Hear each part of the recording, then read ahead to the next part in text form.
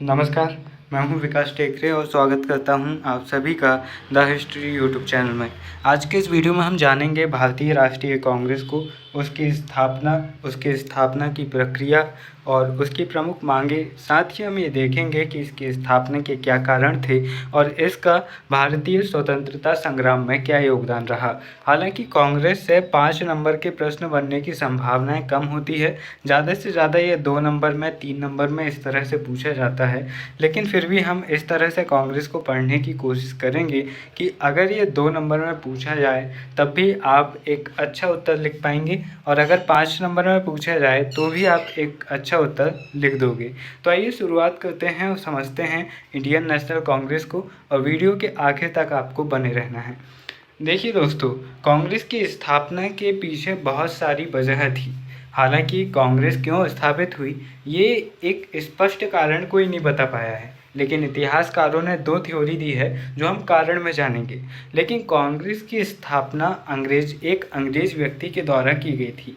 1857 की जब क्रांति हुई तो इसके बाद में छोटी मोटी क्रांतियां होनी शुरू हो गई थी और छोटे बड़े संगठन बनने लगे थे। सामाजिक सुधार का ये दौर था। साहित्य में भी इस समय पर जो भारतेंदु हरिश्चंद्र का युग चल रहा था, हिंदी की अलग अलग कहानी उपन्यासों का दौर शुरू हो चुका था। तो एक प्रकार से ये कह सकते हैं कि इस समय भारत पुनर्जागरण के दौर से गुजर रहा था। पुनर्जागरण या फिर हम उसे नवजागरण कह सकते हैं। तो बहुत सारे सुधार हो रहे थे। अंग्रेज़ों को ये डर था कि कहीं उनका तख्ता पलट ना हो जाए, कहीं भारतीय संगठित होकर उनका विरोध कर दें और उन्हें अपने एक ऐसे उपनिवेश से हाथ धोना पड़ जाए जो उनकी आय का 70% हिस्सा रखता है। तो भैया यहाँ पर कांग्रेस के मन में डर बैठा और कहा जा सकता है कि जो भारतीय राष्ट्रीय कांग्रेस थी वो इस समय के गवर्नर जनरल लॉर्ड डफरिन और एक अंग्रेज अधिकारी ए.ओ. ह्यूम की दिमाग की उपज थी। तो आइए समझते हैं क्या और कैसी प्रक्रिया रही। Vernacular press act, arms act, Albert bill जैसे विवादित बिल यहाँ पर आते रहे। वर्नाकुलर प्रेस एक्ट जहाँ पर ये कहा गया था कि अगर आप समाचार पत्र छाप रहे हैं तो पहले आपको सरकार को दिखाना पड़ेगा कि आप क्या छाप रहे हो, इसके बाद में आप छाप सकते हो। तो इससे ये हुआ कि पत्रकारिता पर एक प्रकार से प्रतिबंध लग गया। दूसरा था आर्म्स एक्ट। कोई भी अपने घर में हथियार नहीं रख सकता है सुरक्षा के लिए, तो ये भी एक विवादित एक्ट था। और दूसरा था एल्बर्ट बिल। तो एल्बर्ट बिल विवाद जो था ये रिपन के समय पे आया था, और यहाँ पर ये था कि जो भारतीय जज थे वे भी अंग्रेज़ों के फैसले सुना सकते थे और उन्हें सज़ा दे सकते थे अगर कोई अंग्रेज़ दोषी है तो यहाँ पर अंग्रेज़ों ने कहा कि ये काले कलूटे हमारा फैसला करेंगे, ये हम गोरों का करेंगे। हम गोरे जो कि ईश्वर ने हमें सीधे धरती का उद्धार करने के लिए भेजा है, हम इनका उद्धार करने के लिए आए हैं और ये हमारा उद्धार करेंगे हमें जेल में भेज के। तो इस तरह की बातें यहाँ पर अंग्रेज़ों ने की और बहुत बड़ा विवाद मचा। और इस विवाद ने 2 चीज़ें तो स्पष्ट कर दी थी। पहला, भारतीयों को समझ में आ गया था कि अंग्रेज़ उनका भला तो नहीं चाहते, क्योंकि अगर चाहते तो उन्हें अपनापन देते और उन्हें बराबरी का अधिकार देते।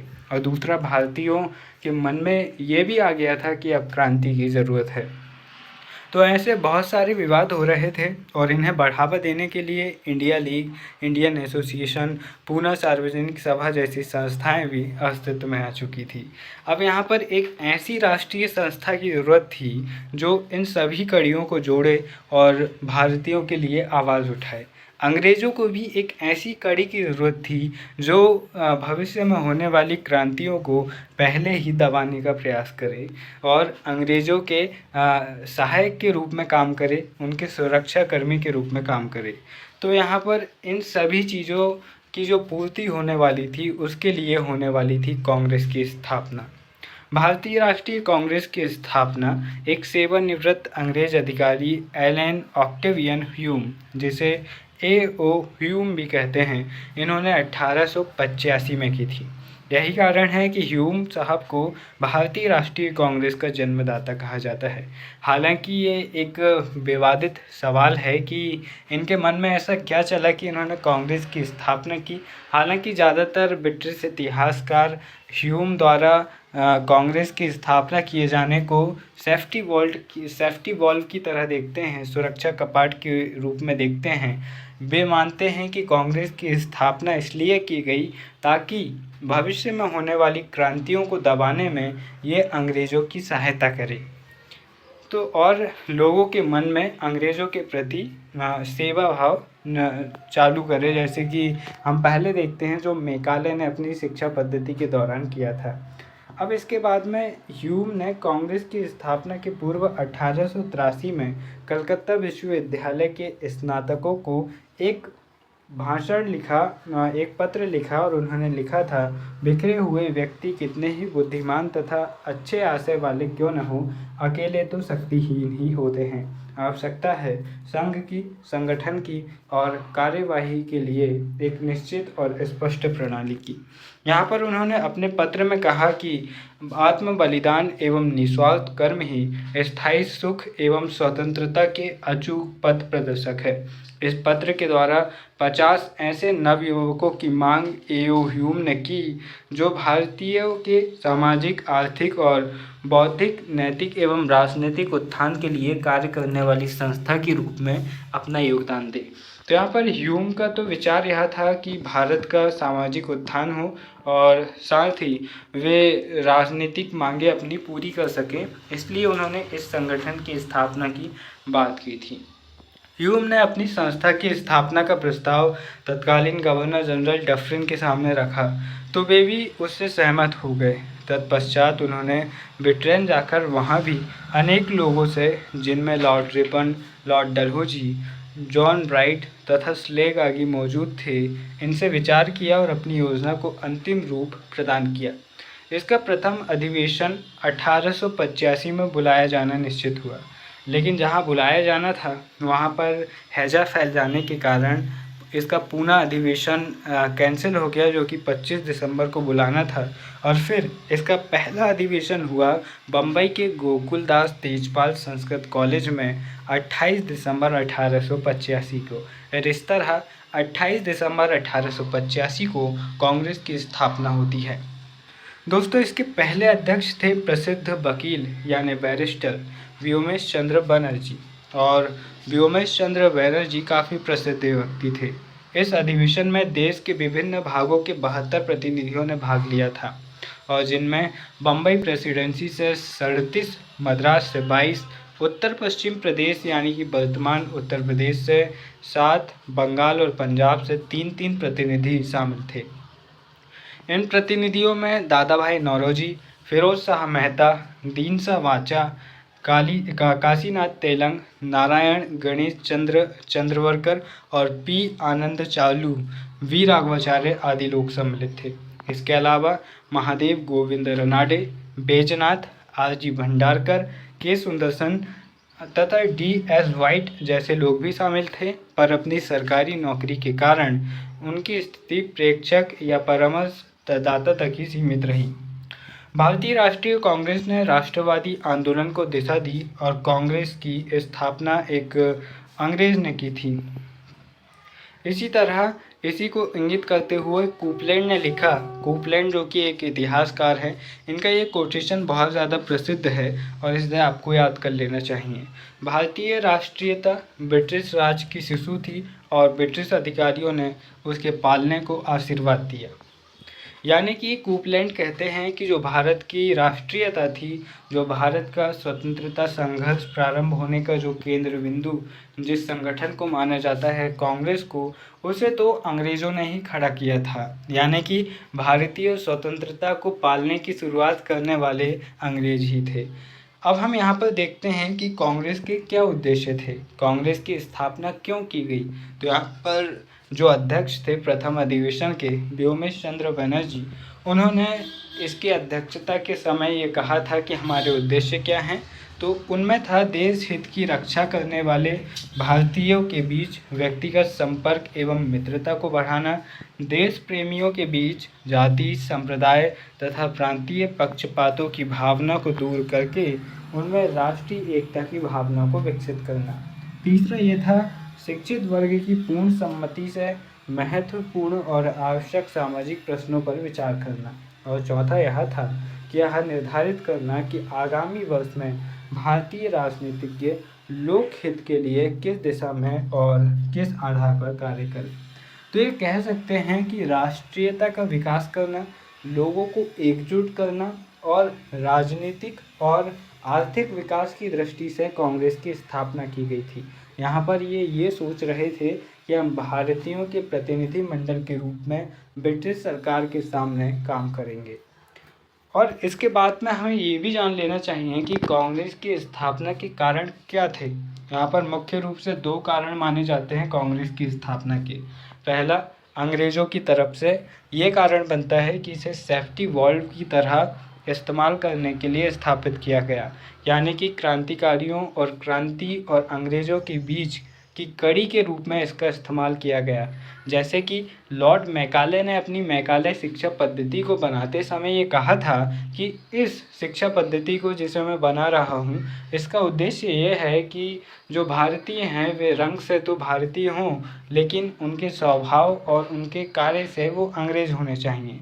यानी कि भारतीय अंग्रेज़ पैदा करना मैकाले शिक्षा पद्धति का उद्देश्य था। इसी तरह अंग्रेज़ों के हिसाब से कांग्रेस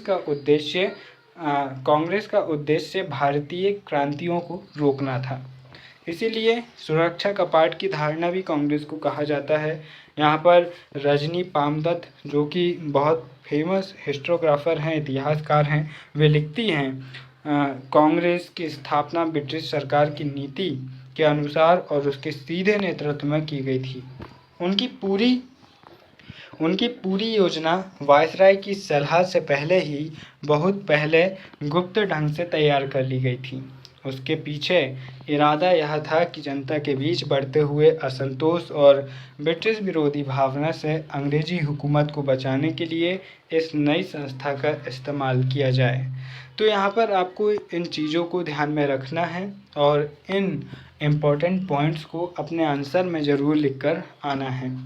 अब इसके साथ ही हम और दूसरे इतिहासकारों या फिर लेखकों की बात करें तो हम यहाँ पर आप देख सकते हैं ह्यूम की जीवनी के लेखक सर विलियम बेडरवर्न ने Allan Octavian Hume, father of the Indian National Congress में ह्यूम की उद्धृत करते हुए लिखा है, यानी कि ह्यूम की बातों को लिखा है कि अपनी हरकतों से जो विशाल और बढ़ती हुई शक्तियाँ यहाँ पैदा हो गई थी, उनके समूचे जोश को बिना हमें कोई नुकसान पहुँचाए निकाल देने के लिए एक साधन की ज़रूरत थी और इस काम के लिए हमारे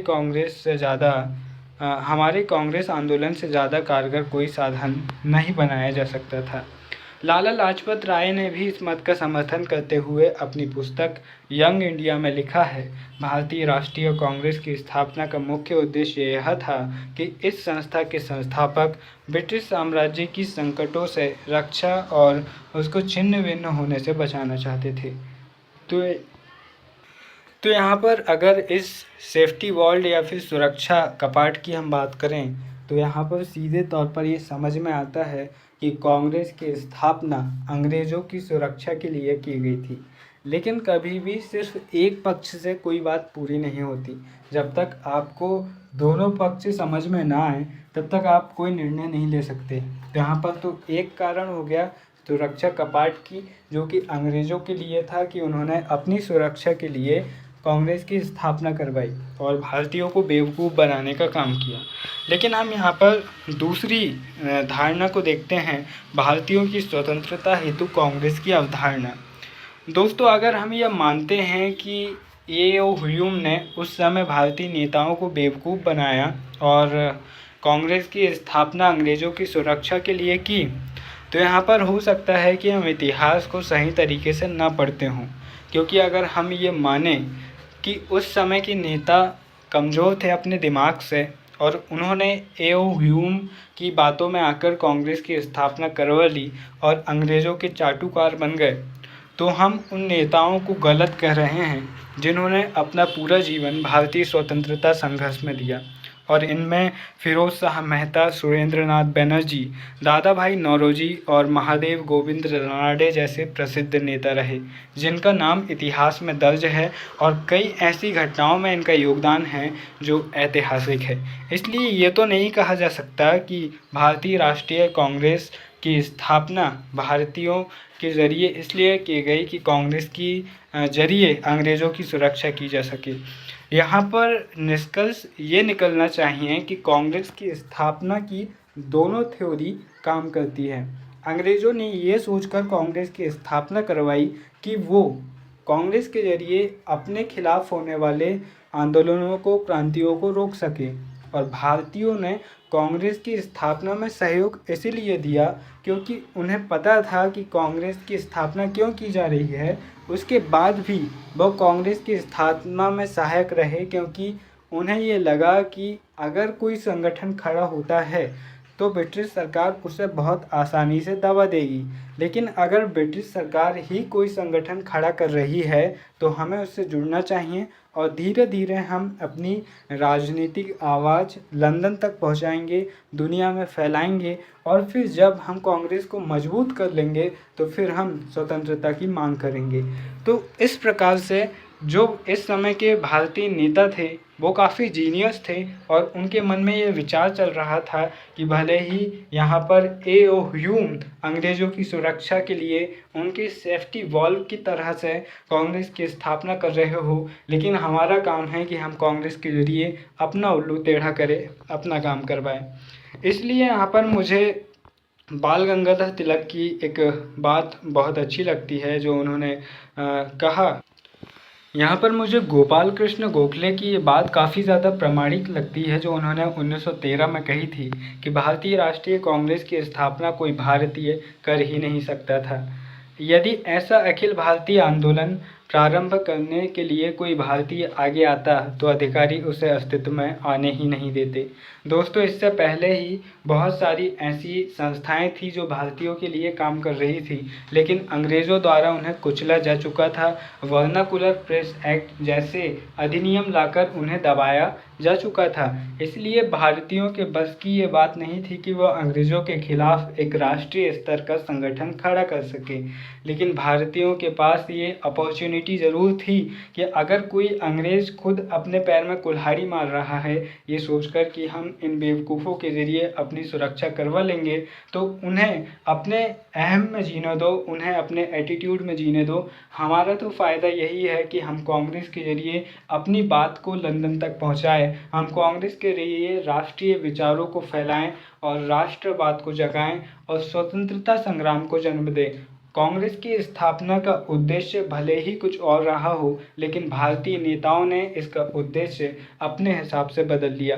इसीलिए प्रोफेसर बिपिन चंद्र कहते हैं, इस स्थिति को स्पष्ट करते हुए बिपिन चंद्र ने लिखा है, अगर ह्यूम और दूसरे अंग्रेज उदारवादियों ने कांग्रेस का इस्तेमाल सुरक्षा वाल्व के तौर पर करना भी चाहा हो तो कांग्रेस के नेताओं ने उनका साथ इस आशा से पकड़ा था कि ये लोग कांग्रेस के लिए तड़ित चालक जैसा काम करेंगे और आंदोलन पर गिरने वाली सरकारी दमन की बिजली से उसे बचा लेंगे।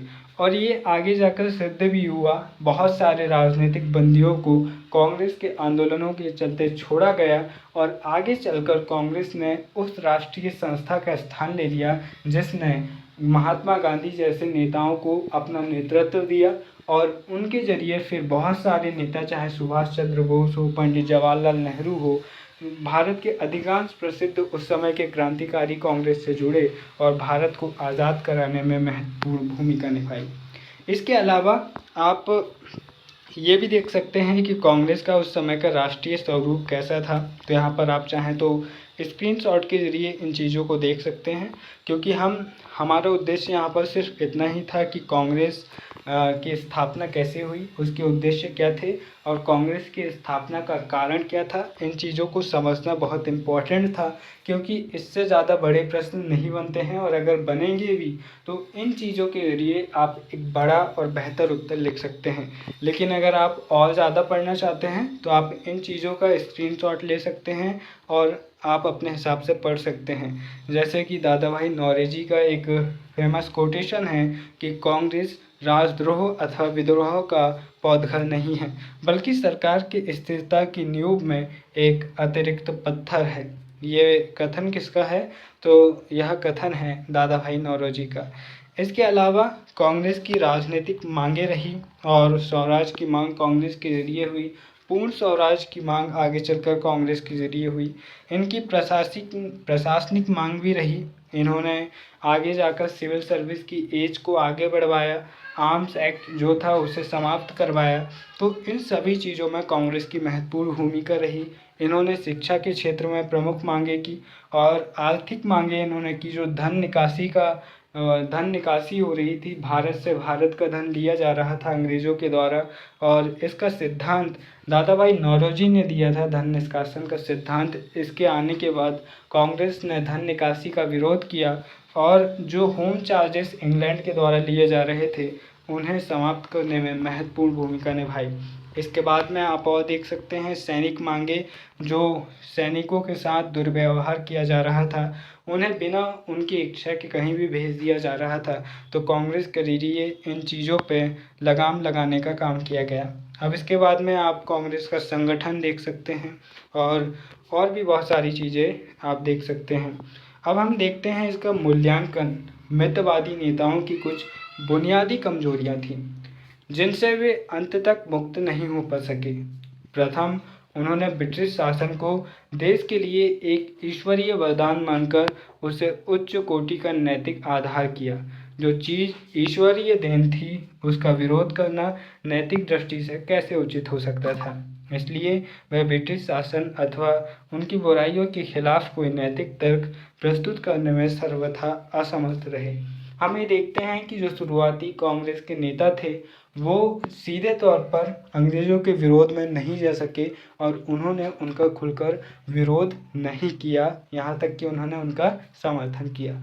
बहुत आगे जाकर जब 1906 में दादा भाई नौरोजी कांग्रेस के सूरत अधिवेशन की अध्यक्षता करते हैं, तब वे कहते हैं कि अब हमें स्वराज की ज़रूरत है। हालांकि तब भी वे सिर्फ स्वराज की बात करते हैं, पूर्ण स्वराज की बात कांग्रेस 1929 में आके करती है। इसीलिए हम ये कह सकते हैं कि भले ही कांग्रेस शुरुआती रूप से बहुत कमज़ोर रही हो, अंग्रेज़ों के पक्ष में रही हो, लेकिन आगे चलकर भारतीय स्वतंत्रता संघर्ष में महत्वपूर्ण भूमिका निभाने का काम कांग्रेस का रहा।